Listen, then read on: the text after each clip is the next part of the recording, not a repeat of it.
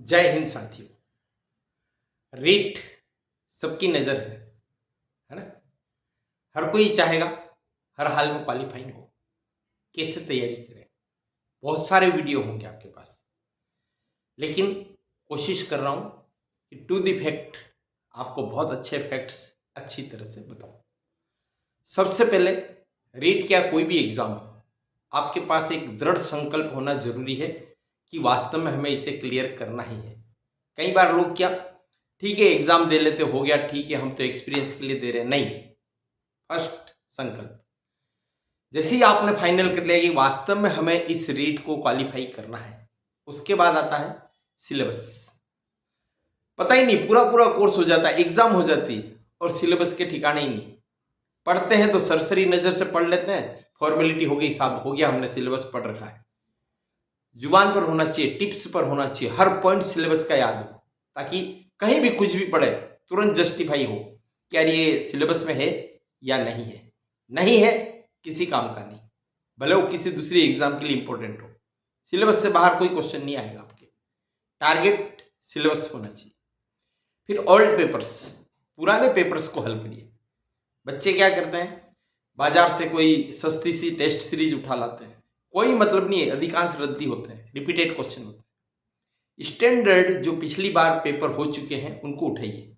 याद रखिए, जो पेपर सेटर होता है ना, जो आपका पेपर बनाएगा, वह भी पिछला पेपर लेकर के बैठेगा। तो अगर हमने पुराने पेपर एग्जाम के हल कर लिए, अनसोल्ड को सोल्ड कर लिया, तो उससे पता है क्या होता है, पैटर्न का पता लग जाता है और काफी हद तक क्वेश्चन उसी पैटर्न पे आते हैं। कुछ क्वेश्चंस में जरूर थोड़ा सा वेरी करते हैं, बाकी वही होता है। पैटर्न को समझना बहुत आसान है। अगर आपको परीक्षा का पैटर्न ही नहीं पता और आप पढ़े जा रहे हो, इस कोचिंग उस कोचिंग, ये नोट्स वो नोट्स, कोई मतलब नहीं। पता होना चाहिए किस तरह के क्वेश्चन आते हैं, सिलेबस के किस हिस्से से कितने प्रश्न आते हैं। फिर इंपॉर्टेंट आता है टेक्स्ट बुक्स। मार्केट में देख रहे हैं कि भैया बहुत सारे, आप जाओ बुक सेलर पे, किताबों का ढेर लगा देगा। और ये बहुत खराब आदत है। बच्चे पूछते हैं मुझसे भी, मेरे पास भी फोन आते हैं, सर किस पब्लिकेशन की बुक खरीदे, कौन सी गाइड खरीदे। अरे आपको पता होना चाहिए, आप अगर सिलेबस को पढ़ो, नोटिफिकेशन आने वाला है वो पढ़ो, पुराने नोटिफिकेशंस को पढ़ो। स्पष्ट है कि आपकी जो क्लासरूम्स की जो लेवल 1 और लेवल 2 की जो टेक्स्ट बुक है, पेपर सेटर कोई गाइड लेके नहीं बैठेगा, टेक्स्ट बुक लेकर के ही बैठेगा। डिफिकल्टी लेवल के हिसाब से लेवल 1 के लिए जो पहली से 5वीं की किताबों का जो पाठ्यक्रम है, उसको 10वीं की किताबों से खंगालना शुरू करेगा। 10वीं 9वीं 8वीं टॉप मोस्ट लेवल पे जाके क्वेश्चन पूछेगा। लेवल 2 के लिए वो पहली से 8वीं का आपका जो सिलेबस है, स्पेशली 6ठी से 8वीं की क्लासों का, उन चैप्टर्स को 12वीं क्लास में, 11वीं क्लास में, 10वीं क्लास में ऐसे खंगालेगा, क्योंकि डिफिकल्टी लेवल भी फिक्स है, कहीं कोई गाइड काम नहीं आएगी। यद्यपि गाइड वाले भी उन किताबों को देख करके क्वेश्चन बनाते हैं, लेकिन जरूरी नहीं कि हर गाइड उस मामले में सक्सेस हो। तो गाइड के भरोसे आपको रहना नहीं, पढ़ो उसके लिए ना नहीं, ठीक है ना। लेकिन टेक्स्ट बुक, एक अधिकतर बच्चे देखते होंगे जॉब कर रहे होते हैं, साहब बहुत बड़े, देखो मैं जो टिप्स बता रहा हूँ ना, ये जनरल सेंस में तो बहुत पोमाइले रहते हैं, ओवर कॉन्फिडेंट। अरे साहब रीट क्वालिफाइंग एग्जाम है, हम तो वैसे ही कर लेंगे, तो नौकरी तो हम साथ में करते हैं। याद रखिए, अपवाद हो सकते हैं, सामान्य तौर पर दो नावों की सवारी ठीक नहीं है। अगर आप कहीं जॉब जा रहे हो, चाहे वो प्राइवेट हो, चाहे वो आपका पर्सनल कोई काम धंधा हो, एनर्जी जाती है, टाइम जाता है, फोकस लगने में, वापस अपने आप को उस रिदम में सेट करने में टाइम लगता है। तो भविष्य के साथ खिलवाड़ मत करो। प्राइवेट स्कूल्स वाले, कोचिंग्स वाले आपको ऑफर भी करेंगे, इमोशनली भी, अरे बच्चे आपको बहुत चाहते हैं, अरे आपकी रेट बढ़ा देते हैं। अरे वही तो पढ़ाना है जो आपको खुद को पढ़ना है। लेकिन याद रखिए, कोचिंग में जितना आप 1 घंटे में पढ़ाते हो, स्कूल में जितना आप 1 घंटे में पढ़ाते हो, भले वही चीज पढ़ा रहे हो, लेकिन आप अपने घर पर उस चीज को 10 या 15 मिनट में पढ़ सकते हो। फिर टाइम वेस्ट क्यों करना। कई बार क्या होगा, पार्ट टाइम जॉब के ऑफर आएंगे, साहब आपके पास चलो समय नहीं, एक काम करो, खाली 1 घंटे पढ़ा दो। नहीं, किसी भी प्रलोभन में नहीं पढ़ना है। इस भ्रम में मत रहो क्वालिफाइंग एग्जाम में अभी तो हम नौकरी कर लेते हैं, अच्छा धन कमा लेते हैं, और बाद में जब मेन एग्जाम होगी सिलेक्शन वाली, उस समय नौकरी छोड़ के तैयारी करेंगे। नहीं, ये गलती, लापरवाही पूरे भविष्य पर, पूरे जीवन पर बहुत भारी पड़ेगी। तो थोड़े समय के लिए, यद्यपि लालच से मुक्त होना बहुत मुश्किल है, पर होना पड़ेगा। टेस्ट पेपर्स, मैं आपको बता रहा हूं, टेस्ट पेपर्स हो, नोट्स हो, कोचिंग हो।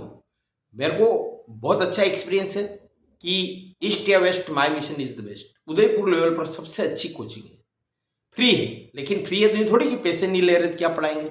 हमेशा याद रखिए, जो पैसे ले रहे हैं, हमारा उनसे कोई बैर नहीं है ना, पर याद रखिए उनका एम था वो उनको मिल गया।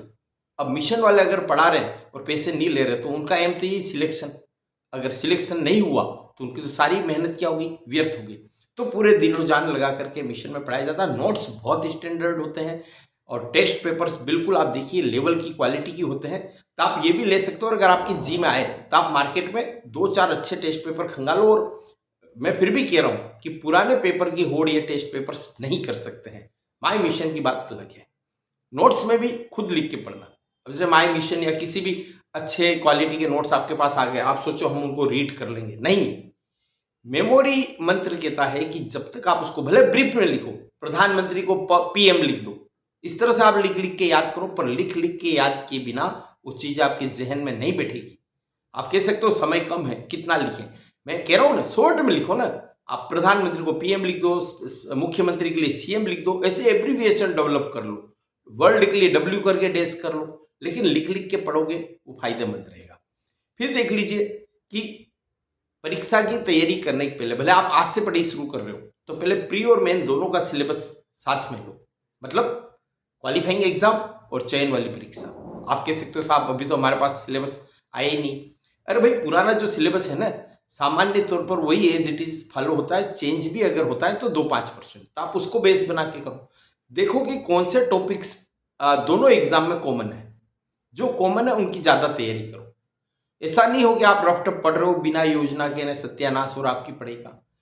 क्योंकि इससे क्या होगा पता है, मेन एग्जाम में जब भर्ती वाली परीक्षा होगी, वो टॉपिक्स आपने कॉमन अभी से तैयार कर रखे होते हैं, तो उस समय आप कंपेरेटिवली क्या होते हो, पॉजिटिव सिचुएशन में रहते हो। आप बाकी से लीड ले रहे होते हो और कॉन्फिडेंस बूस्टअप रहता है। उसमें आप दूसरे जो मटेरियल है बिखरे उसको समेटने में, याद करने में इजी रहेगा। तो ये इसको तो बहुत अच्छी प्रायोरिटीज करिए, बहुत अच्छी प्रायोरिटीज दीजिए कि कॉमन पोर्शन को इतना स्ट्रॉन्ग करेंगे कि अगली बार सिर्फ चयन परीक्षा में सिर्फ उसको रिवाइज करने की जरूरत रहेगी। एक आप देखते हो लैंग्वेज के मामले में बच्चे डिफीट खाते हैं। लैंग्वेज 1 किसको रखें, लैंग्वेज 2 किसको रखें। एक गलत निर्णय बहुत भारी पड़ जाता है। तो आप सोच समझ करके, आपकी कमांडिंग क्या है, कमांडिंग और हॉबी के साथ साथ स्कोरिंग भी देखना पड़ेगा। उस हिसाब से आप चयन इसमें चूज कीजिए। कोई प्रॉब्लम आए तो आप मुझसे बात कर सकते हैं, ठीक है। फिर आप देख लीजिए, ग्रुप बना के पढ़ाई करें। हमेशा अकेले पढ़ते हैं, तनाव आता है।